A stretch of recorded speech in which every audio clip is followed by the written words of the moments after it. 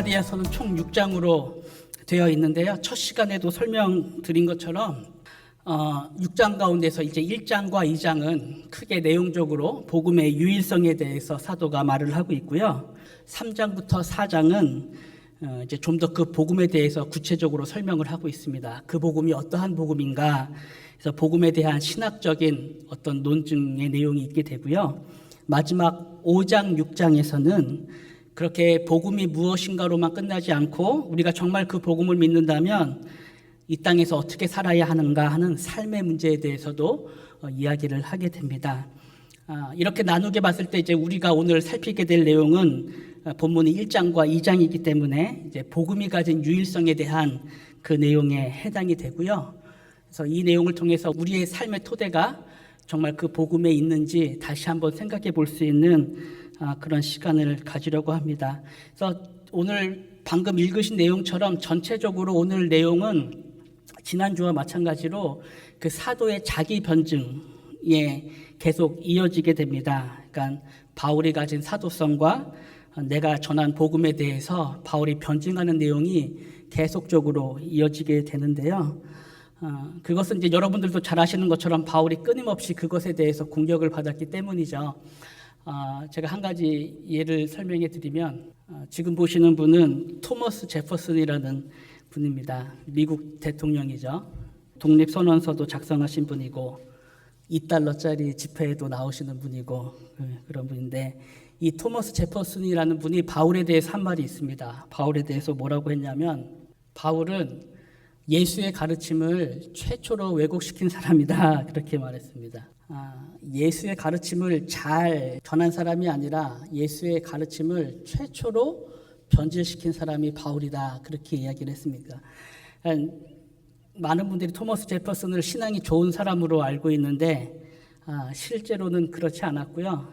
그 예수에 대해서도 역사적인 예수, 인간 예수는 믿었지만 하나님의 아들로서의 예수는 믿지 않았습니다. 당연히 동정녀 탄생도 믿지 않았고요. 예수님의 부활도 믿지 않았던 그런 사람입니다. 바로 그 사람이 바울에 대해서 말할 때는 바울은 예수의 가르침을 최초로 왜곡시킨 사람이다. 그렇게 얘기를 했던 거죠. 근데 이 토마스 제퍼슨뿐만 아니라 오늘날에도 굉장히 많은 신학자들이 이 바울에 대해서 이와 같은 내용으로 비평하고 그렇게 이해하는 사람들이 참으로 많이 있습니다. 그러니까 예수님이 전한 복음하고 바울이 전한 복음을 나누는 거죠. 나누고 여기에는 분명한 차이가 있다라고 말하는 사람들이 많이 있고요. 그래서 여러분들은 아마 그런 책들을 많이 접해보시지 않았겠지만 바울이 오해한 복음 이런 식의 내용으로 서점에 가면 책들이 굉장히 많이 나와 있습니다. 한 가지 보여드리면 예수는 그렇게 말하지 않았다라는 책이 있습니다. 바울은 이렇게 얘기했지만 실제 예수는 그렇게 말하지 않았다라는 내용. 그런 점에서 오늘 이제 우리가 보고 있는 갈라디아서는 이러한 바울에 대한 비평의 원조를 보는 거죠. 원조. 이 갈라디아서가 원조입니다.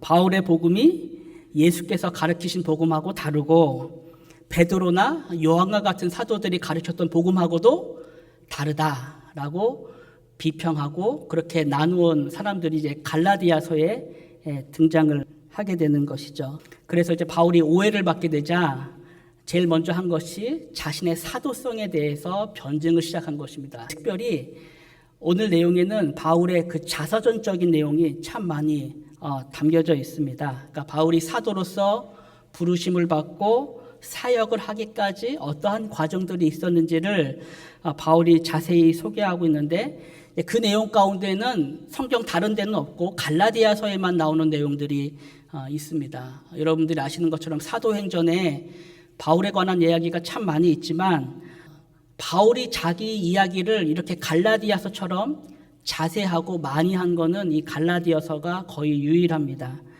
그러니까 그만큼 바울이 갈라디아서를 쓰면서는 자기 이야기를 많이 해야 할 필요를 느꼈던 거죠. 그런 필요가 있었기 때문에 특별히 이 갈라디아서에서 그렇게 많은 내용을 썼던 것인데요. 오늘 본문 13절에 보시면 13절과 14절에는 바울이 예수를 믿기 전의 이야기가 소개되고 있고요. 15절과 16절에는 예수를 믿고 난 이후의 이야기가 나와 있는데요. 먼저 13절, 14절 내용을 보시면 내가 이전에 유대교에 있을 때에 행한 일을 너희가 들었거니와 하나님의 교회를 심히 박해하여 멸하고 내가 내 동족 중 여러 영갑자보다 유대교를 지나치게 믿어 내 조상의 전통에 대하여 더욱 열심히 있었다. 그렇게 말합니다. 지금 바울이 자신이 유대교에 속해 있었을 때의 이야기를 하고 있는 것인데요. 그때는 내가 하나님의 교회를 심히 박해해서 멸했고 지나치게 믿어서 유대교를 지나치게 믿어서 내 조상의 전통에 대해서 더욱 열심히 있었다. 여기서 조상의 전통이라고 하는 것은 그 장로의 유전을 말하는 거죠. 장로들의 유전. 장로들의 유전은 어떤 것인가요? 장로들의 유전.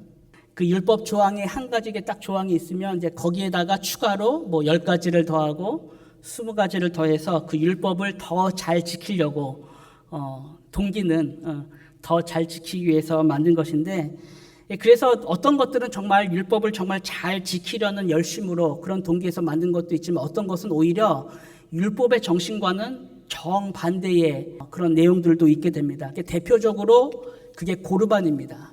고르반이 장로의 유전이거든요. 고르반은 하나님께 드림이 되었다라는 것이거든요. 하나님께 드림이 되었다. 근데 그 하나님께 드림이 되었다는 것을 어떤 계명에 악용을 시켰던 거죠? 제 몇 계명에? 5계명, 그죠? 내 부모를 공경하라. 그 계명에 악용을 시켜가지고 그러니까 자식으로서 부모에게 다 해야 할 책임은 지지 않은 채 그냥 고르반, 하나님께 드림이 되었다라고 하면 그냥 그것으로 끝내는 그러한 모습이 있었기 때문에 예수님께서도 외식하는 서기관들과 바리새인들에 대해서 질타를 하셨던 모습이 성경에 있는데요. 물론 실제 바울이 그 당시에 바울도 바리새인이었으니까 그와 같은 모습으로 장로들의 유전을 지켰는지는 모르겠지만 지금 그가 고백할 때 내가 내 영갑자보다 내 또래들인 거죠. 내 또래들보다 유대교를 지나치게 믿어서 내 조상의 전통에 대해 더욱 열심히 있었다. 그렇게 말합니다. 근데 바울이 이제 이렇게 고백한 다음에 15절로 가면 이제 그러나라는 말로 해서 그의 삶에 완전한 전환이 있게 되었음을 말을 하고 있습니다. 그러나 내 어머니의 태로부터 나를 택정하시고 그의 은혜로 나를 부르시니가 라고 말하고 있죠. 지금 이 바울의 고백처럼 저를 포함해서 모든 그리스도인들에게는 바로 이 그러나의 은혜가 그의 삶 속에 반드시 있게 됩니다. 물론 그 시기와 방법과 모양은 다 각자가 다르지만 참 하나님의 백성에게는 그의 삶에 있어 목적이 바뀌고 방향이 바뀌는 이 그러나의 은혜가 반드시 그의 삶 가운데 있게 됩니다. 그래서 지금 바울이 말하는 것이죠. 하나님께서 나를 택하셨다. 하나님께서 그 죄악 속에서 나를 택하셨다. 네, 택하셨을 뿐만 아니라 그 다음 보시면 그의 은혜로 나를 부르셨다. 그래서 부르심, 콜링을 말하고 있습니다. 콜링, 부르심. 근데 이제 계속 16절의 말씀을 보시면 그렇게 나를 은혜로 부르신 이가 그의 아들을 이방에 전하기 위하여 그를 내 속에 나타내시기를 기뻐하셨다. 그렇게 말합니다. 그러니까 하나님께서 뭘 기뻐하셨다고 말하는 거죠? 그의 아들을 바울 속에 나타내시기를 기뻐하셨다. 근데 여기서 나타내셨다라는 말이 계시하다라는 말이죠. 계시하다, 리빌 혹은 언베일이라는 그 계시하다라는 의미입니다. 지금 그림에서 보시는 것처럼 베일을 벗겨내는 것입니다. 베일을 벗겨내는 것. 그래서 이 계시는 그것을 받는 사람의 입장에서는 100% 수동적인 것입니다. 지금 보시는 것처럼 보여주시는 분이, 계시라는 것은 보여주시는 분이 우리가 보지 못했던 것을 보이도록 열어주시는 만큼만 우리가 볼 수 있는 것, 그것을 계시라고 합니다. 그러니까 이 자체가 은혜인 것이죠. 계시는 그 자체로 우리에게 은혜인 것이죠. 그러니까 지금도 하나님의 말씀은 우리가 공부한 만큼 보이는 것이 아닙니다. 그죠? 우리가 공부한 만큼 보이는 것이 아니고 내가 교회 나온 연수만큼 보이는 것도 아닙니다. 그것을 보이시는 하나님께서 내게 보이시고 알게 하시는 만큼만 우리가 알 수 있고 볼 수 있는 것. 그래서 지금도 제가 여러분들에게 설명을 잘한 내용만 여러분한테 보이는 것이 아니라 그렇지 않지라도 하나님께서 이 시간을 선하게 사용하셔서 우리에게 알게 하시고 보이시는 그 내용이 있을 때에 우리가 그것을 깨닫고 알게 되는 그 은혜가 있는 것이죠. 그래서 지금 바울이 말하는 것은 하나님께서 그렇게 나에게 나타내시기를, 계시하시기를 기뻐하셨는데 다른 것이 아니라 그의 아들을 내 속에 나타내시기 기뻐하셨다. 그렇게 말하고 있습니다. 바울이 이 은혜에 대해서 나중에 고린도후서 4장 6절에서 바로 이 은혜에 대해서 말할 때 어두운 데에 빛이 비치라 말씀하셨던 그 하나님께서 예수 그리스도의 얼굴에 있는 하나님의 영광을 아는 빛을 우리 마음에 비춰주셨다. 그렇게 이야기하고 있습니다. 우리로 하나님을 알게 하실 때에 누구를 통해서 하나님을 보게 하신다고 말하는 거죠? 그리스도를 통해서 그리스도의 얼굴에 있는 하나님의 영광에 아는 빛, 그 빛을 우리 마음에 비춰주셨다. 그래서 모든 성도는, 모든 교회는 다 예수 그리스도를 통해서만 하나님의 영광을 보게 되고 하나님을 알게 되는 것입니다. 이것을 같은 고린도후서에 있는 바울의 증거에 따르면 이것을 말할 때 수건이 벗겨지는 것으로 말을 하고 있습니다. 수건이 벗겨지는 것. 지금 이 말씀처럼 그러나 그들의 마음이 완고하여 오늘까지도 구약을 읽을 때에 그 수건이 벗겨지지 아니하고 있으니 그 수건은 그리스도 안에서 없어질 것이라. 오늘까지 모세의 글을 읽을 때에 수건이 그 마음을 덮었도다. 그러나 언제든지 주께로 돌아가면 그 수건이 벗겨지리라. 주는 영이시니 주의 영이 계신 곳에는 자유가 있느니라. 그렇게 말을 하고 있습니다. 근데 지금 이 말씀이 오늘 갈라디아서의 중심 내용과도 이어지는 그런 내용이 됩니다. 그래서 오늘 본문 그 2장 4절에 보면은 그 거짓 형제들이 가만히 들어와서 교회를 꿰려고 했을 때 바로 그 모습에 대해서 바울이 이같이 말했던 거죠. 그들이 가만히 들어온 것은 그리스도 예수 안에서 우리가 가진 자유를 엿보고 우리를 종으로 삼고자 하는 것이다 라고 말하죠. 그렇게 복음으로 말미암아 그리스도 안에서 수건이 벗겨져서 자유함을 얻은 그 갈라디아 교회에 거짓 선지자들이 들어와서 다시 우리로 하여금 종으로 삼고 옛 종의 모습으로 살게 하려고 했다라고 지금 바울이 증거를 하고 있는 것이고, 바로 이 모습에 대해서 바울이 단호하게 말할 때에 만일 누구든지 너희가 받은 것 외에 다른 복음을 전하면 저주를 받을 것이다 라고 말을 하고 있는 것입니다. 왜냐하면 참으로 자유케 하는 복음은 내가 너에게 전한 그 그리스도의 복음이기 때문에 다른 복음을 전하면 저주를 받을지어다 라고 말을 하고 있는 것이죠. 이제 그 이후에 바울이 계속해서 자기 이야기를 이어갑니다. 자기 이야기를 하는데요. 17절에 보시면 17절의 내용을 보시면 지금 이 내용은 사도행전에는 없고 갈라디아서에만 있는 내용입니다. 16절에서 앞에 16절에서 그를 내 속에 나타내시기를 기뻐하셨을 때에 내가 곧 서죽과 의논하지 않고 또 나보다 먼저 된 사도된 자들을 만나려고 예루살렘으로 가지 않고 아라비아로 갔다가 다시 다메섹으로 돌아가더라. 자, 그럼 지금 여기 있는 내용 중에 사도행전에는 없고 갈라디아서에만 나와 있는 내용이 뭘까요? 어떤 내용이 지금 갈라디아서만 있지요? 아라비아로 갔던 이야기. 아라비아. 바울이 회심 이후에 아라비아로 갔던 사실이 이 갈라디아서를 통해서 우리가 확인하게 되는 그런 내용입니다. 그래서 여러분들이 바울의 회심을 잠깐 생각해 보시면 사도행전 9장에 그 내용이 있는데, 사도행전 9장에 바울의 회심 사건이 나타나 있는데요. 바울이 그 다메섹으로 가는 도상에서 지금 보시는 것처럼 부활하신 주님을 만나고 눈이 보이지 않게 됩니다. 눈이 보이지 않게 됐는데 그냥 성경에 바울의 눈이 보이지 않게 되었다 그렇게 말하지 않고 눈은 떴으나 아무것도 보지 못했다 그렇게 얘기를 하고 있습니다. 눈은 떴으나 아무것도 보지 못했다. 그것은 단순히 지금 그의 육신의 상태만을 말하는 것이 아니라 영적인 상태도 보여주는 것이죠. 지금껏 자기 스스로는 알고 있다고 생각하고 보고 있다고 생각했지만 실상 아직 그리스도 안에서 그 수건이 벗겨지지 않은 상태, 그래서 아무것도 보지 못한 상태를 지금 말씀으로 보여주고 있는 것이죠. 그래서 이렇게 보지 못했던 사도가 어디로 가게 됩니까? 예수님을 만난 다음에 어디로 가게 되죠? 사람들에 이끌려서 다메섹으로 들어가서 누구를 만나게 되죠? 아나니아를 만나게 됩니다. 아나니아를.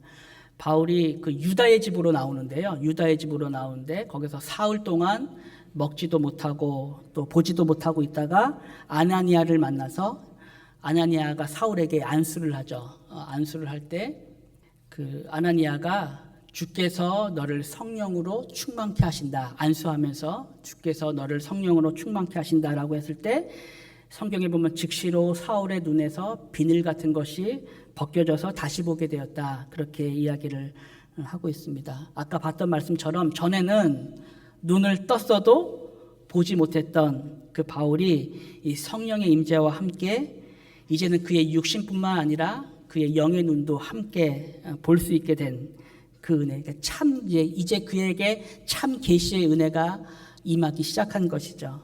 수건이 벗겨져서 그리스도를 통해서 하나님의 참된 계시를 보게 되는 은혜가 있게 된 것이고, 이제 이 일이 있은 후에 사울이 이제 다메섹에 있으면서 다메섹에 잠시 머물면서 예수님을 전하게 됩니다. 예수는 하나님이라 그렇게 전하게 되는데요.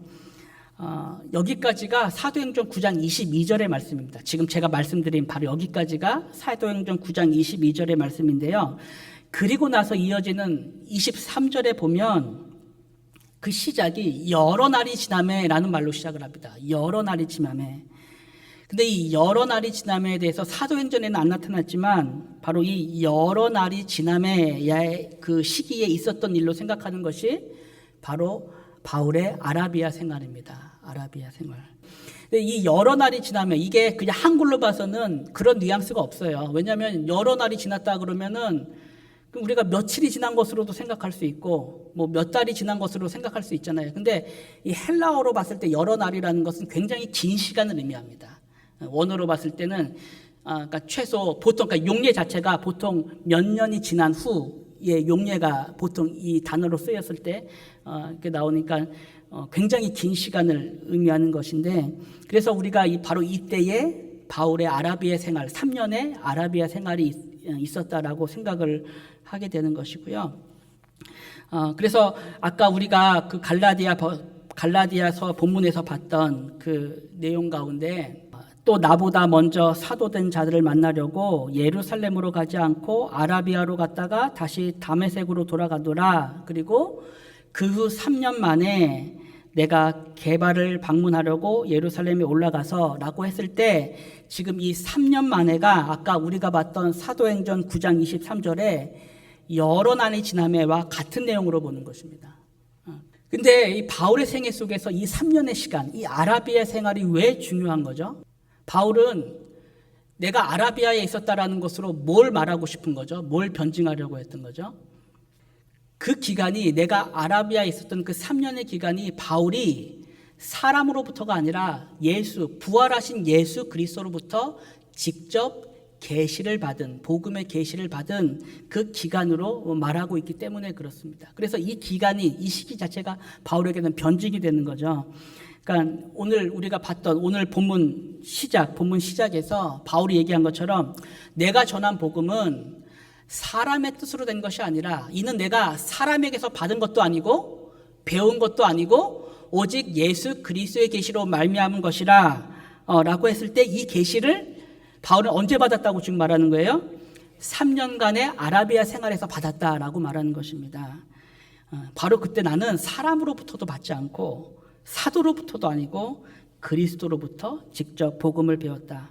그러니까 마치 예수님의 제자들이 3년 동안 예수님과 함께 동행했던 것처럼 바울은 부활하신 예수님과 함께 더불어서 계시의 말씀을 배우는 그 시간이 있었던 것이죠.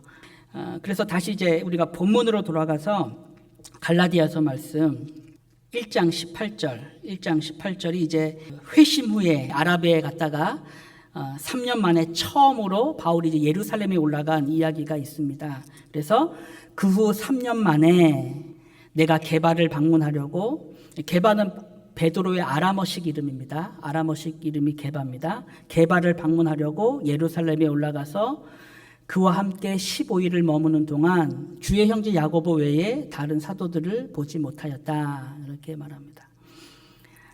지금 우리가 이제 그냥 바울이 말한 내용이니까 이렇게 보지만 사실 지금 이 내용은 사실은 형식으로 보면 무슨 진술서 같은 내용이에요. 진술서 같은 내용. 나는 3년 후에 처음 갔습니다. 그리고 가서 베드로하고 야고보만 만났습니다. 다른 사람은 안 만났습니다. 그리고 저는 15일밖에 없었습니다. 그러니까 마치 무슨 경찰서 가서 조서 작성하듯이 그 바울이 갔던 일들을 지금 하나하나 내용 말을 하고 있고, 게다가 지금 마지막 20절에 가서는 뭐라고 말하냐면은 내가 한 말은 거짓말이 아닙니다. 그렇게 말했어요. 내가 한 말은 거짓말이 아닙니다. 그러니까 지금 바울이 무슨 죄 지은 것도 아닌데 마치 자신의 알리바이를 하나하나 증명해 가듯이 그때의 일들을 잘 자세하게 지금 열거를 하고 있는 것이죠. 그거는 조금이라도 자신의 행적에 대해서 딴지를 걸고 모함을 하는 자들에게 어떠한 구실도 주지 않기 위해서 그의 행적을 소상하게 말을 하고 있는 것입니다.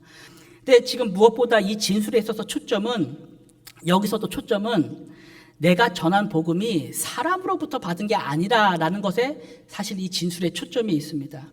그것을 나타내는 말이 15일 동안이라는 말입니다. 15일 동안.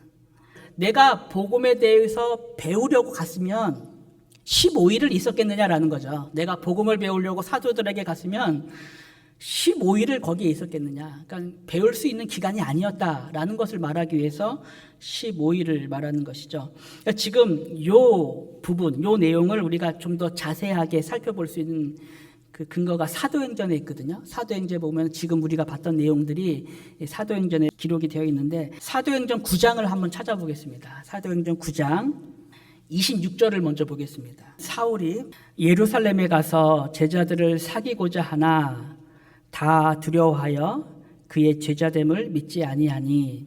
지금 이 내용이 아까 우리가 갈라디아서에서 봤던 바로 그 일입니다. 그러니까 아라비아로 갔던 바울이 3년 후에 처음으로 예루살렘에 내려갔던 일을 말하고 있는 것입니다. 근데 우리가 갈라디아서만 봤을 때는 몰랐는데 지금 사도행전을 보니까 그때의 상황이 보여주고 있죠. 바울이 내려갔을 때 그때의 상황이 어땠나요? 그곳에 있던 제자들이 바울과 사귀기를 무서워했다라고 말을 하고 있습니다. 그러니까 그들이 바울의 이야기를 안 들은 것이 아니에요. 들었어요. 바울이란 사람이 홀가닥 변해가지고 복음을 전하고 있다라는 말을 듣기는 들었는데 실제 그들의 눈으로 보지 못했기 때문에 두려운 마음이 더 앞섰던 거죠. 아직은 두려운 마음이 더 컸던 것입니다. 그래서 제자들이 사울이 왔지만 만나기를 두려워하고 있었습니다. 그때 이제 누가 중재자로 나타나는 거죠? 중재자로? 바나바가 중재자로 나타나는 27절에 보시면 바나바가 데리고 사도들에게 가서 그가 길에서 어떻게 주를 보았는지와 주께서 그에게 말씀하신 일과 다메섹에서 그가 어떻게 예수의 이름으로 담대히 말하였는지를 전하니라. 사울이 제자들과 함께 있어 예루살렘에 출입하며 또 주 예수의 이름으로 담대히 말하고 헬라파 유대인들과 함께 말하며 변론하니 그 사람들이 죽이려고 힘쓸거늘 형제들이 알고 가이사랴로 내려가서 다소로 보내니라. 30절까지 이야기를 합니다. 그러니까 아까 우리가 갈라디아에서도 봤던 것처럼 바울이 예루살렘에 15일 동안 머물면서 분명히 베드로도 만나고 야고보도 만나고 했는데 그렇게 교제만 한 것이 아니라 지금 사도행전에서 보는 것처럼 바울이 그 15일 동안 예루살렘에 출입하면서 예수의 이름으로 말하고 헬라파 유대인들과 변론하다가 결국에는 목숨의 위협을 받고 다소까지 가게 되었다라는 것을 우리가 사도행전을 통해서 알게 되는 거죠. 그래서 15일 동안밖에 없었던 것입니다. 더 있을 수 있었는데 지금 쫓겨났잖아요. 급하게 죽을까 봐 형제들이 다소로 보냈잖아요. 그래서 15일 동안 있게 되었던 거죠. 그러니까 15일 동안 바울이 무슨 복음을 배웠겠어요. 기간도 짧았을 뿐만 아니라 지금 우리가 사도행전을 보니까 뭔가 배울 수 있는 상황이 아니잖아요. 물론 그때 베드로도 만나고 야고보도 만나서 예수님에 관한 이야기를 들었을 겁니다. 바울이 우리가 예수님을 만났을 때 이러한 일이 있었다. 그런 어떤 스토리는 들었겠지만 뭔가 공부하듯이 배울 수 있는 그런 상황이 전혀 아니었던 것이죠.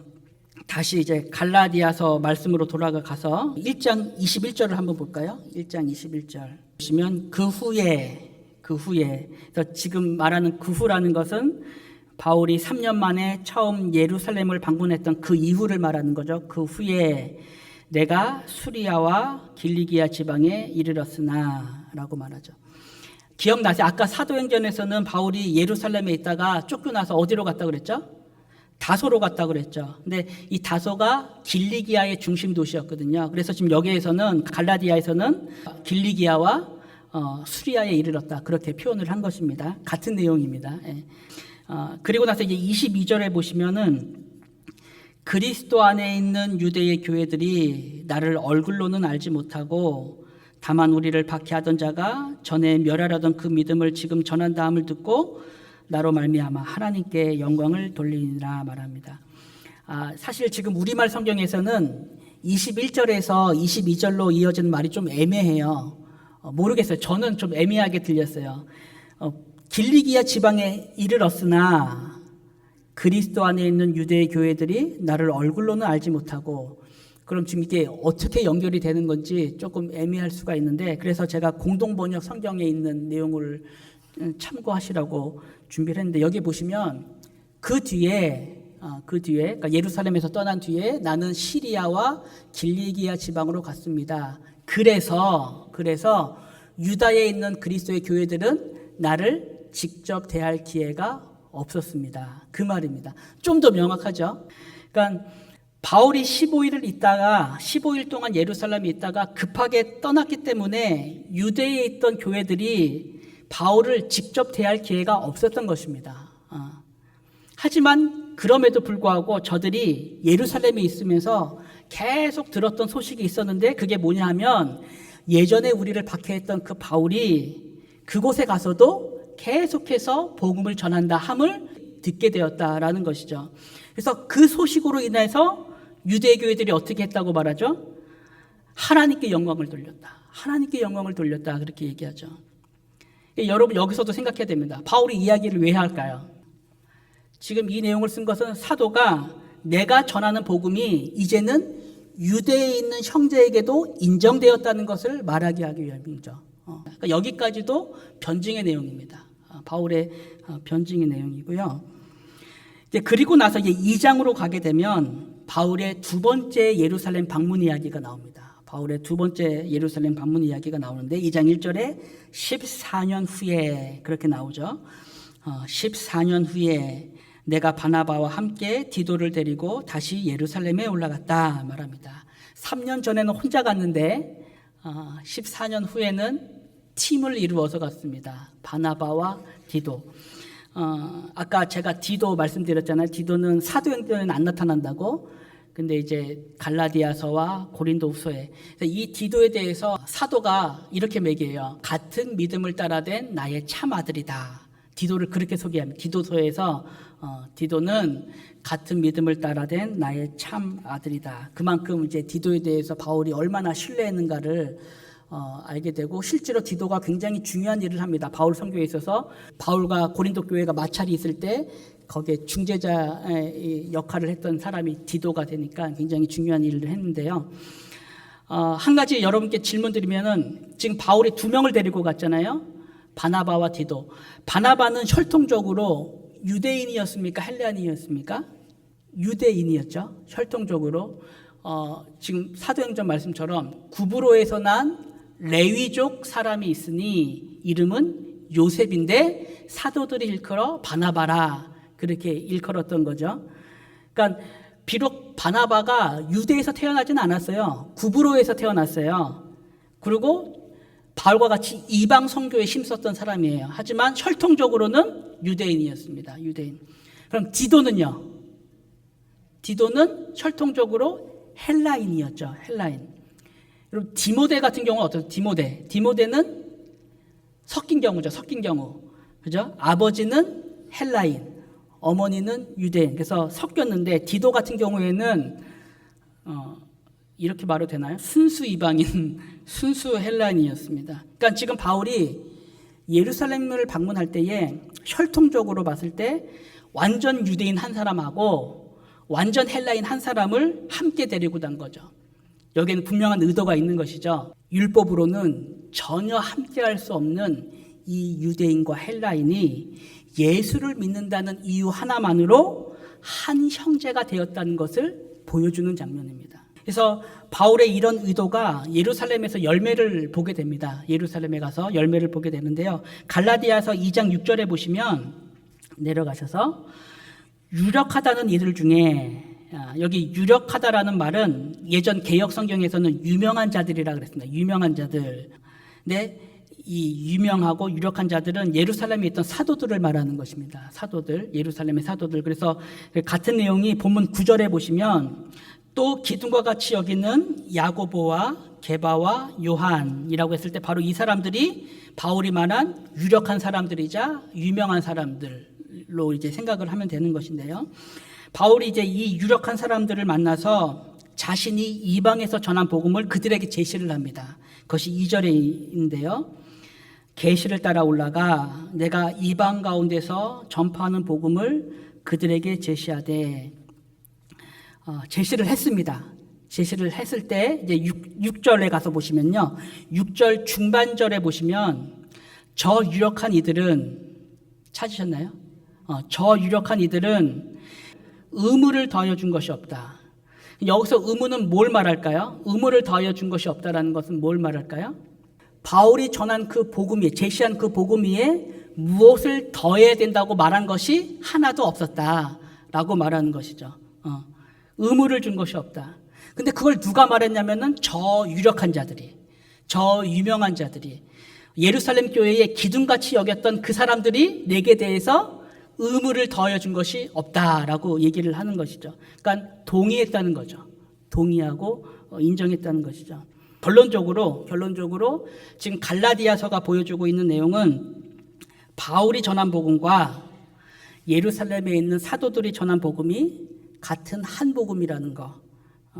그래서 지금 말하는 것처럼 바울이 저들은 내게 의무를 더하여 준 것이 없고, 또 말하죠. 도리어 그들은 내가 무할례자에게 복음 전함을 맡은 것이 베드로가 할례자에게 맡은 것과 같은 것을 보았고, 베드로에게 역사하사 그를 할례자의 사도로 삼으시니가 또한 내게 역사하사 나를 이방인의 사도로 삼으셨느니라. 그렇게 말합니다. 그러니까 결론적으로 내가 맡은 복음과 베드로가 맡은 복음은 전해지는 대상에만 차이가 있을 뿐 복음의 내용에는 차이가 없다라는 것이고, 더욱이 그 전하는 대상조차도 나 스스로가 정한 것이 아니라 하나님께서 정해주신 것이다 라고 말하는 것입니다.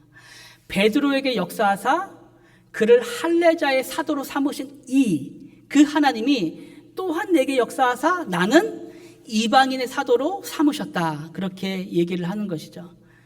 자, 결론적으로 사도는 이제 이런 내용을 통해서 교회 앞에 자신의 사도성을 변증할 뿐만 아니라 궁극적으로 내가 너희에게 전한 그 복음만이 너희 가운데 항상 있어야 할 바로 그 복음이다라는 것을 증거하고 있는 것입니다. 우리가 오늘 본문 첫 절에서 봤던 것처럼 나를 택정하시고 부르사 나에게 예수 그리스도의 얼굴에 있는 그 하나님의 영광을 아는 빛을 비춰주신, 그 계시를 알게 하신 그 은혜의 복음만이 나와 너희들 가운데 항상 있어야 할 바로 그 복음이다라고 바울이 얘기를 하는 것입니다.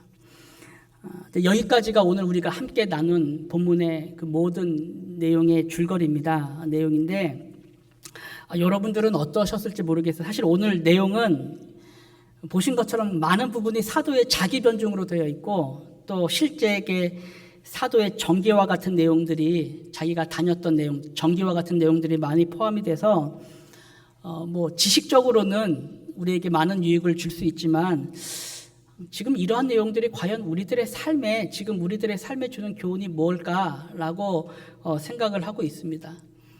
바울이 2000년 전에 갈라디아 교회에서 이렇게 변증한 건 알겠는데 왜 이런 변증이 지금 우리들까지도 필요한가라고 생각을 할 수 있는 거죠.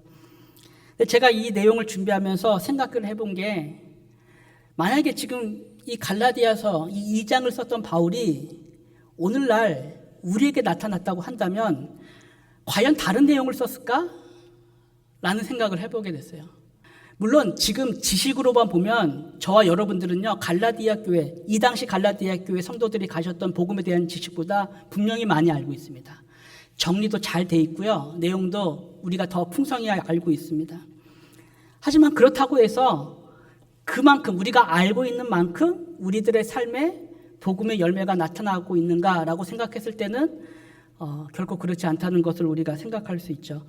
이번 주 암송 요절이 갈라디아서 5장 16절 말씀이었거든요. 갈라디아서 5장 16절. 성령을 따라 행하라. 그리하면 육체의 욕심을 이루지 아니하리라. 그러면 생각해 볼 때 우리는 갈라디아 교회 성도들보다 복음을 더 많이 알아서 그렇게 성령을 따라 더 많이 행하고 그런 열매를 더 맺고 있는가라고 말할 수 있겠는가 하는 거죠. 그 복음을 분별하는 일은 생명과 같이 너무나 가장 귀한 일입니다. 복음을 분별하는 일 자체는 생명처럼 귀한 일이지만 그 분별된 복음으로 사는 일이 없다고 한다면 그 복음이 과연 우리에게 무슨 의미가 있겠는가 우리가 생각을 할 수 있는 거죠. 오늘 저와 여러분들 앞에 이 갈라디아서를 통해서 사도가 드러낸 복음이 무엇이었냐면은 유대인 중에 유대인이었던 바나바와 이방인 중에 이방인이었던 디도가 그리스도 안에 있다는 이유 하나만으로 하나가 돼서 서로 형제라고 부르고 사도들 앞에 복음의 증인으로서 나타난 모습, 그 모습이 오늘 저와 여러분들 앞에 복음이 증거하고 있는 내용입니다. 정말 이것이 우리가 가지고 있는 복음의 영광이라고 한다면 우리는 지금 그 복음의 영광 때문에 나와 전혀 다른 형제와 자매들을 과연 그와 같이 품고 있고 사랑하고 있는가라고 말했을 때는 우리의 삶에도 여전히 물음표가 있는 거죠. 지금 말씀이 보여주는 자유가 그것입니다. 그러니까 율법을 가지고 있었지만 그 율법에 완성되신 그리스도를 알지 못했기 때문에 이방인을 사랑할 수 없었던 그 유대인들, 그 무리가 하나가 있고요. 또 한 무리는 그리스도의 복음을 받아들였는데 거짓 복음에 휩쓸려가지고 예수를 믿을지라도 할례를 받지 않으면 그 이방인들과 함께 어울릴 수 없다라는 그 복음을 진리로 가지고 있었던 그 사람들. 이 두 부류의 사람들에게 바울이 전한 복음은 바로 그것입니다. 과연 이 모든 일에 무엇이 너희를 자유케 하는 참된 복음인가라는 거죠. 이것이 이제 오늘 결론인데 이 부분만 읽고 마치도록 하겠습니다. 3절부터 볼까요? 3절부터 보시면 그러나 나와 함께 있는 헬라인 디도까지도 억지로 할례를 받게 하지 아니하였으니 이는 가만히 들어온 거짓 형제들 때문이라. 그들이 가만히 들어온 것은 그리스도 예수 안에서 우리가 가진 자유를 엿보고 우리를 종으로 삼고자 함이로되 그들에게 우리가 한시도 복종하지 아니하였으니 이는 복음의 진리가 항상 너희 가운데 있게 하려 함이라. 이게 복음이 주는 자유입니다. 바로 이 자유가. 이 자유는 이제 율법이 필요 없다라는 자유가 아니라 그렇게 전혀 다른 헬라인, 유대인들이 서로 하나가 돼서 복음 안에서 함께 교제할 수 있는 그 자유, 그 은혜의 복음이 이 갈라디아서를 통해서 우리가 만나게 되는 그러한 복음입니다. 그렇기 때문에 여전히 이 복음은 우리에게 있어서 가장 필요한 복음이고 지금도 우리의 삶의 토대가 되어야 할 그러한 복음이라 우리가 생각을 하게 되는 거죠.